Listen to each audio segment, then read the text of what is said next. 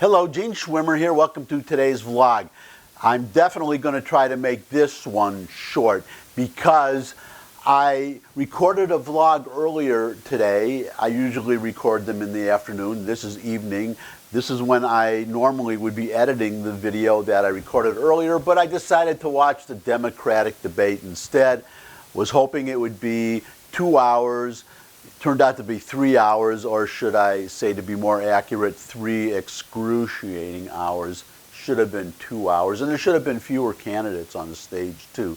So that's my first comment of the comments that I want to make. I decided that instead of staying up all night editing the vlog that I recorded earlier, I would just share some of my thoughts about the debate.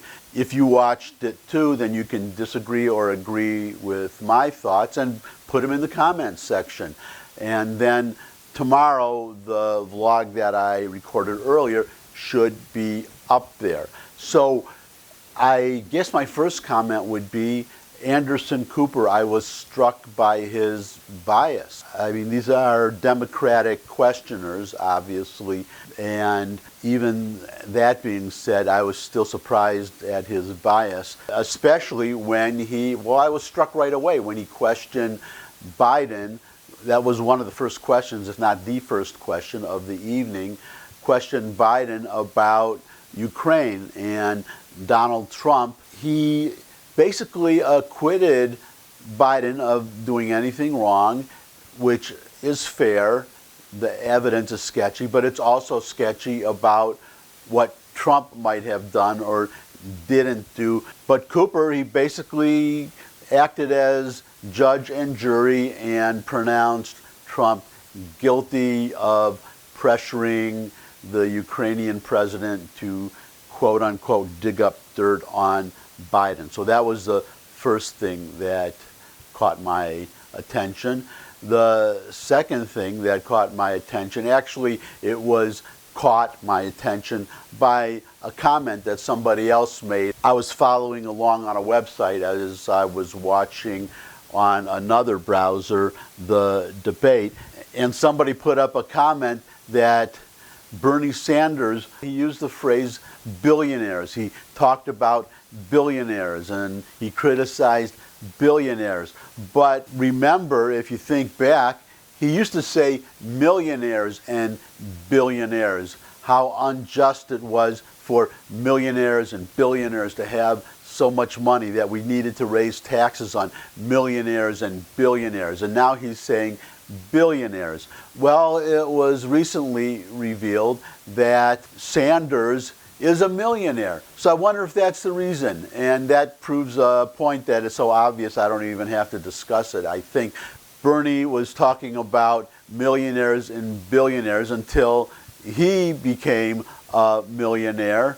And then suddenly he's only talking about billionaires, which is that old saying, don't tax you, don't tax me, tax that fellow behind the tree. In other words, Bernie is a little bit more sympathetic, I think, now to millionaires, now that he is one. Now, as I listened to all the candidates during the night, and that was an excruciating 3 hours. Again, it should have been only 2. It's basically the same statements over and over again in every debate. But I have to say that Tulsi Gabbard, she made the most sense. She was the most, for want of a better word, I would say, adult in her answers. It was odd that nobody mentioned the good economy. None of the questioners did. And when the candidates would talk about the economy, they would talk about how bad it was, how people were suffering, no jobs. Well, we all know that's not true. It's surprising to me that none of the questioners called any of these candidates on it and said, well, actually the economy is doing very well, and then asked the obvious question. When you have a really good economy, when you have historic low unemployment, when you have especially historic low minority unemployment, how do you answer that? That is an important question, I would think, for these candidates and for Democratic primary voters, because they are very vulnerable on that point. And I'm surprised that the questioners or the other candidates even just let that one go by. I think it's going to hurt them. Whoever the candidate is going to be hurt in the election.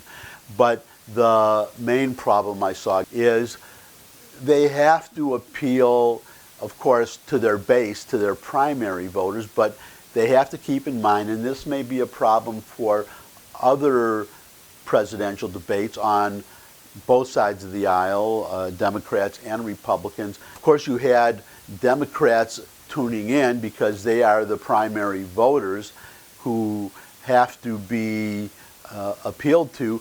But you also have people like me, a Republican or a conservative Republican, or just a conservative like me. I don't belong to a political party.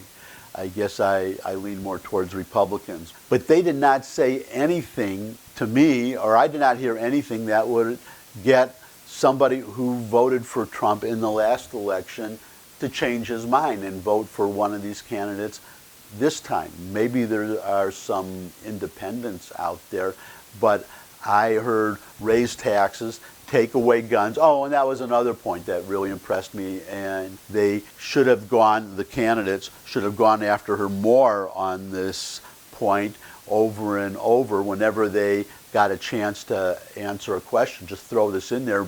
Elizabeth Warren, she refused to give a straight yes or no answer on whether she would raise taxes on the middle class to pay for all her programs that she's advocating. She was asked repeatedly, and she would just say the same thing: my plan or my plans or this plan or that plan will lower the cost for non-millionaires or for average people, middle-class people. It will raise the prices for the upper echelons, upper tax brackets, I guess she means.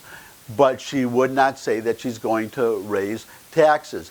What she means, I think, I'm pretty sure, is what Sanders said, that the taxes for the middle class would go up, but the savings from all of her plans would more than offset the tax increases. She could have said the same thing that Sanders did, but she did not. She refused to say, she flatly would just refuse to say, or just avoid or ignore the question as if it hadn't even been asked. She would not say yes or no, would she raise taxes on the middle class. So those are my thoughts on the election, just a few brief ones that I just share right now. I didn't spend a lot of time on them. I'm just sharing them with you off the cuff, just minutes after the debate ended.